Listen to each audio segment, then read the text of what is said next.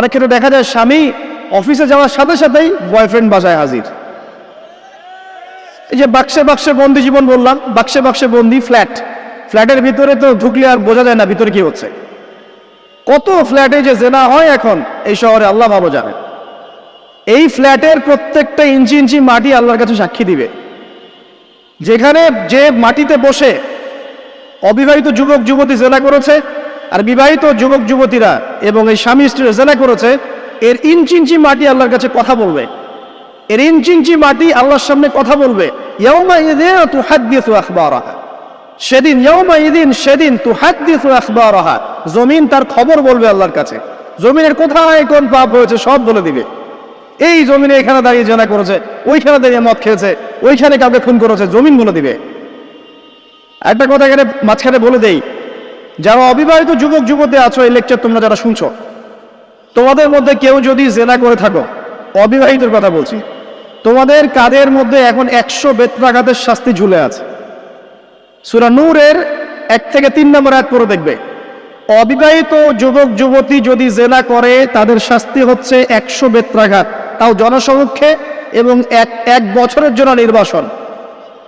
এই বিধানগুলো যদি পৃথিবীর কোনো দেশেও না থাকে, আসমানে আছে। মরার সাথে সাথেই এই বিধান কার্যকর হবে ইনশাআল্লাহ। বাঁচার বুদ্ধি কি? একটাই উপায় আছে। এই লেকচার কেন চলে গেছে? অনতিবিলম্বে ওযু করবে, ওযু করে খালেস ভাবে রাতের শেষ রাতে জায়নামাজ বিছাবে, জায়নামাজ বিছিয়ে আল্লাহর সামনে দাঁড়িয়ে 2 রাকাত নামাজ পড়বে, পড়ে নিজের পাপের কথা স্মরণ করে চোখ দিয়ে দরদর করে পানি ফেলে দিবে, আল্লাহকে সেজদায় গিয়ে বলবে, আল্লাহ আমি জেনা করেছি, আমাকে মাফ করে দাও। আমার এই পাপের কথা কেউ জানে না, তুমি জানো, মাফ করে দাও। এই মাফ নেওয়ার পরে আবার ওই যার সাথে করেছেন ওর সাথে আবার লিঙ্ক আপ করার চেষ্টা করেন না। আসো আমরা জেনা করেছিলাম, আসো বিয়ে করে নেই, এটা সলিউশন না। জেনা করেছেন, আগে তওবা করে ফিরে আসতে হবে, তারপরে পুরো জীবন ইসলামিক লাইফ লিড করতে হবে।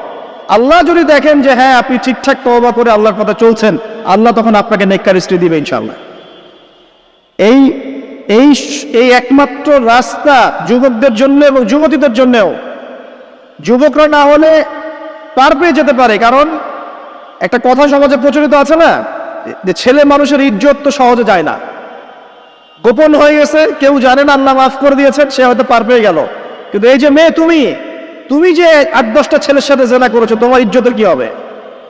তোমার যে সতীত্ব তুমি নষ্ট করেছো, তুমি তো বিয়ের পর কোনো ঘরে গেলে সে হাজবেন্ডও বুঝতে পারবে তুমি আর সতী সাথী নও। তখন তোমার কি হবে? বিবাহিত যারা আছে, এই যে দেবর আর ভাবি, এই যে শালি আর দুলা ভাই, মধুর সম্পর্ক না এগুলো?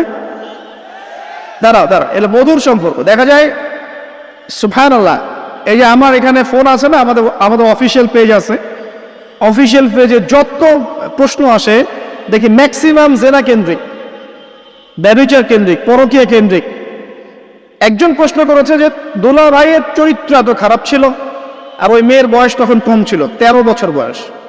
13 বছর বয়সের মেয়ের দিকে সে চোখ দিয়েছে।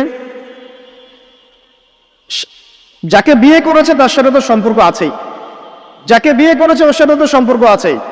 তারপরে আপনার শালীর সাথে সম্পর্ক, এখন শালীর সাথে তার 2 বছর ধরে সম্পর্ক করার পর সেগুলোর ভিডিও ধারণ করে তাকে ব্ল্যাকমেইল করছে যে যদি আমার সাথে খারাপ কাজে সে রাজি না হয় তাহলে এই ভিডিওগুলো ভাইরাল করে ফেল। এই যে অনলাইনের যুগ, এখন তো মানুষ নিশ্চিন্তে মানুষ যে একটা প্রাইভেট লাইফ লিড করবে সেটাও করতে পারে না।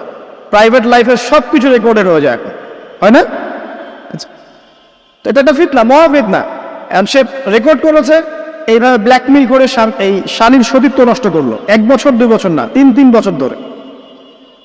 এখন এই মেয়ে প্রশ্ন করছে পেজের মধ্যে যে এখন তার মানসিক অবস্থা এতই খারাপ, সে জিজ্ঞাসা করছে আমি যদি আত্মহত্যা করি তাহলে আমার পাপ হবে কিনা। এই মেয়েটা যদি আপনার বোন হতো কি করতেন?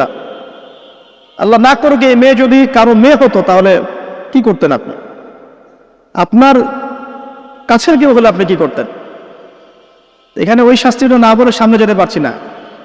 শোনেন, যারা বিবাহিত ব্যক্তি হওয়ার পরেও পরকীয়া করেছেন, বিবাহ করার পরেও পরকীয়ার পাপে লিপ্ত ছিলেন বা এখনো আছেন, জেনে হোক না জেনে হোক করেছেন, অথবা এটা জেনে করেছেন যেটা একটা খারাপ কাজ, তারপরেও করেছেন।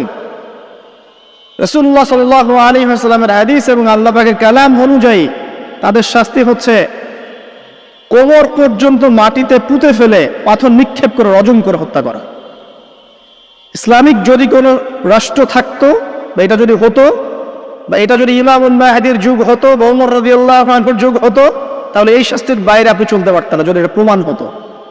এই শাস্তি যদি দুনিয়াতে কার্যকর নাও হয়, আপনি যদি তওবা না করে মারা যান, তাহলে কিয়ামতের মাঠে এই শাস্তি আপনি ভোগ করবেন। খুব মজা লাগছে পরকীয়া করতে। সকালে একটার সাথে, দুপুরে একটার সাথে, আজকে একজনের সাথে রাত কাটান, কালকে আরেকজনের সাথে রাত কাটান, খুব মজা পাচ্ছেন।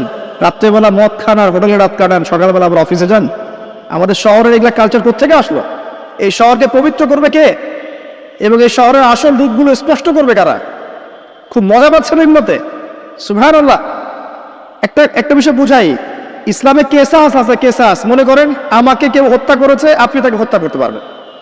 মনে করেন আপনি কাউকে হত্যা করেছেন, ঠিক আমাদের লজের মতো, কেউ যদি কাউকে হত্যা করে তাকে ফাঁসি দেওয়া হয় না, এরকমই কেউ যদি কাউকে হত্যা করে, ইসলামের বিধান কেসাস করা, মানে হাতের বদলে হাত, চোখের বদলে চোখ, কানের বদলে কান, নাকের বদলে নাক, জানের বদলে জান, যদি প্রমাণ হয়। কিন্তু এখানেও হত্যাকারীর বাঁচার সুযোগ আছে। কিরকম? মনে করেন আপনি আমার পরিবারের কাউকে হত্যা করেছেন, আল্লাহ না করুক। এখন আপনি এসে আমাকে ক্ষমা চাচ্ছেন যে আমার ভুল হয়ে গেছে, আমি মুক্তিপণ, রক্তপণ দিব, আমাকে মাফ করে দেন। এখন আমাদের পরিবারকে আপনাকে বললো, ঠিক আছে আপনাকে মাফ করে দিলাম, আপনার কেসাস করার দরকার নেই, আপনি রক্তপণ দিয়ে দেন, তাহলে আপনি বেঁচে থাকার সুযোগ পেলেন। কথা বুঝতে পারছেন?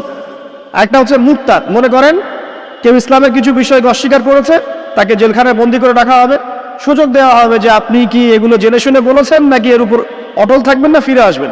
সে যদি বলে না আমি তওবা করলাম, আমি এগুলো থেকে ফিরে আসলাম, ও বেঁচে থাকার অধিকার পেয়ে গেল। কিন্তু বিবাহিত ব্যক্তি যারা ব্যভিচার করেছে, বিবাহিত ছেলে বা মেয়ে ব্যভিচার করেছে, তওবা করে যদি ফিরেও আসে, রজমের শাস্তি থেকে বাঁচার কোনো সুযোগ নাই। আল্লাহর কাছে ক্ষমা চান, ইস্তেগফার করেন। জেনার ফলশ্রুতিতে সমাজে মহামারী নেমে আসে। জেনা, পরকীয়া, অশ্লীলতার কারণে সমাজে এমন সব রোগ ব্যাধির উদ্ভব হয় যেগুলো কখনো ছিল না। এই শহরটা জেনার শহর। আমাদের এই ঢাকা শহর জেনার শহর। আপনাকে এটা বোঝার জন্য আমার লেকচার না শুনে আপনি পেপার পত্রিকা ঘাটেন, অনলাইন সার্চ করেন, দেখবেন এই শহরে আনাচে কানাচে জেনা হয় এবং ওপেন জেনা হয়, মানুষ জেনাকে হালাল মনে করে। এই শহরের যুবক যুবতী যারা একে অপরের সাথে বয়ফ্রেন্ড গার্লফ্রেন্ড কালচারে লিপ্ত আছে, এটাকে তারা হালাল মনে করে, কেউ হারাম মনে করে না।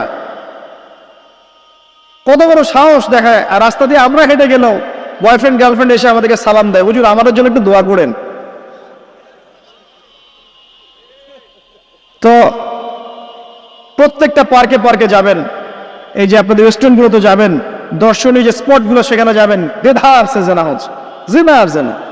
আমি এই যুগের কথাই বলছি। নবী সাল্লাল্লাহু আলাইহি ওয়াসাল্লাম বলছেন, আমাদের নবী বলছেন, আমার উম্মতের একটা অংশ, সবাই না, আমার উম্মতের একটা অংশ অবশ্যই জেনাকে হালাল করে নেবে, অবশ্যই মদকে হালাল করে নেবে, মদ পান করবে কিন্তু মদের নাম অন্য দিবে, এবং তারা গান বাজনা বাদ্যযন্ত্র নর্তকীদেরকে হালাল মনে করে নিবে। নবী সাল্লাল্লাহু আলাইহি ওয়াসাল্লাম বলেছেন, যখন সমাজে এরকম পাপ বাড়ে, তখন সমাজে এমন সব রোগ ব্যাধি আসে যা আগে কখনো ছিল না। এবং এদের ব্যাপারে নবীজি বলেছেন, একদিন সকালবেলা আল্লাহ পাক এদেরকে বানর এবং শুয়োর বানিয়ে দিবেন। কিয়ামতের আগে এই ঘটনাও ঘটবে, বিকৃত হবে, ভূমিধস, ভূমিকম্প, ভূমিধস এবং আকৃতির বিকৃতি, এগুলো আযাব আসবে আল্লাহর কাছে, আল্লাহর পক্ষ থেকে, এই জেনা, এই ব্যভিচার, এই পরকীয়া, নোংরামি, অশ্লীলতার কারণে।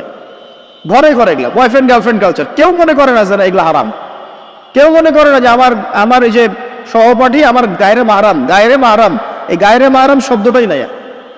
কাজিন, চাচাতো বোন, মামাতো বোন, খালাতো বোন, এই যে কাজিন, এরা জেনা করছে। কি দেখা বাকি রেখেছে এই যুগে আমরা? এই যুগে আমরা দেখছি যে নিজের মেয়ের সাথে পিতার শারীরিক সম্পর্ক। পেপার পত্রিকা পড়েন, একটু অনলাইন ঘাটেন, দেখেন কোন যুগে আছেন আপনি। সমাজের ন্যায় অন্যায়, হক বাতিলের মানদণ্ডই উল্টে যাবে। মানুষ ন্যায়কে অন্যায় মনে করবে, অন্যায়গুলোকে ন্যায় মনে করে নিবে। কোনো মানদণ্ড নাই। আমাদের শহরের এই অবস্থা, শান্তিতে কিভাবে ঘুমাবেন আপনি? নিশ্চিন্তে থাকবেন কিভাবে? কখন যে আল্লাহর গজব চলে আসে। কোরআনে একটা আয়াত আছে, যখন আল্লাহ পাকের গজব আসবে তখন শুধু জালেমদের উপর খাস করে আসবে না, আলেমদেরকে জিজ্ঞাসা করেন, আলেম ওলামাদেরকে জিজ্ঞাসা করেন, যখন আল্লাহর গজব আসবে জালেমদের উপরে শুধু খাস ভাবে আসবে না, সবার উপরে আসবে। তা আমি খুব ভালো মানুষ, ওয়াজ করছি, নসিহত করছি, পার পেয়ে যাবো এমন ভাবার সুযোগই নাই। আপনাকে আপনার সাধ্য মতো অন্যায়ের প্রতিবাদ করার চেষ্টা করতে হবে। লাতা'মুরুন্না বিল মা'রুফ, নবীজি বলছেন অবশ্যই তোমরা সৎ কাজের আদেশ করো। ওয়ালা তানহাউন্না আনিল মুনকার, অবশ্যই অসৎ কাজে নিষেধ করো। আও লা ইউশিকান্নাল্লাহু আন ইয়াবআসা আলাইকুম ইকাবাম মিন, অন্যথায় আমি আশঙ্কা করি তোমাদের উপরে আল্লাহর পক্ষ থেকে বিশাল গজব আসবে। সুম্মা তাদউনাহু, এরপর তোমরা সবাই আল্লাহর কাছে দোয়া করবে, আল্লাহ গজব সরিয়ে দাও, সরিয়ে দাও। লা ইউস্তাজাবু দুআকুম, তোমাদের দোয়া কবুল করা হবে না। নবী সাল্লাল্লাহু আলাইহি ওয়াসাল্লাম বলেছে মান রাআ মিনকুম মুনকারান, তোমাদের মধ্যে যে কেউ হুএভার হি ইজ, যে কেউ যদি কোনো মুনকার, নোংরা গর্হিত কোনো কাজ দেখে, তাহলে যেন ফাল ইউগাইয়ির বিয়াদিহি, তার সামর্থ্য থাকলে হাত দিয়ে যেন ঠেকায়, সামর্থ্য থাকলে হাত দিয়ে যেন ঠেকায়। যাদেরকে আল্লাহ পাক হাত দিয়ে ঠেকানোর ক্ষমতা দিয়েছেন তাদেরকে আল্লাহ জিজ্ঞাসাবাদ করবেন, কেন ঠেকালে না তুমি?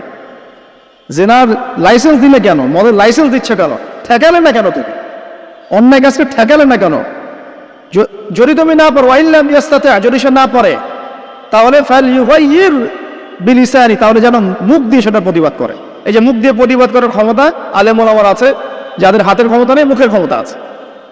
সেটাও যদি না পারো, ওয়াইল্লাম ইয়াস্তাতি, সেটাতেও যদি সে সক্ষম না হয়, ফাবিকলবি, তাহলে যেন অন্তর দিয়ে ঘৃণাটা পর্যন্ত করে। ওয়াবিযালিকা আদআফুল ঈমান, এটা হচ্ছে ঈমানের সবচেয়ে নিকৃষ্ট একটা অবস্থা, সর্বনিম্ন অবস্থা। এর নিচে ঈমানের কোনো অবস্থাই নাই। তার মানে অন্যায় দেখে আমাদের যাদের মনে কোনো ফিলিংসই কাজ করছে না, তার মানে আমাদের ঈমান নাই। আসলে সহজ কথা, ঈমানের সেই তেজ নাই আমাদের মধ্যে। আসুন, একটা ব্যাখ্যা এটাও হতে পারে সমাজে ন্যায় অন্যায় হক বাতিলের মানদণ্ড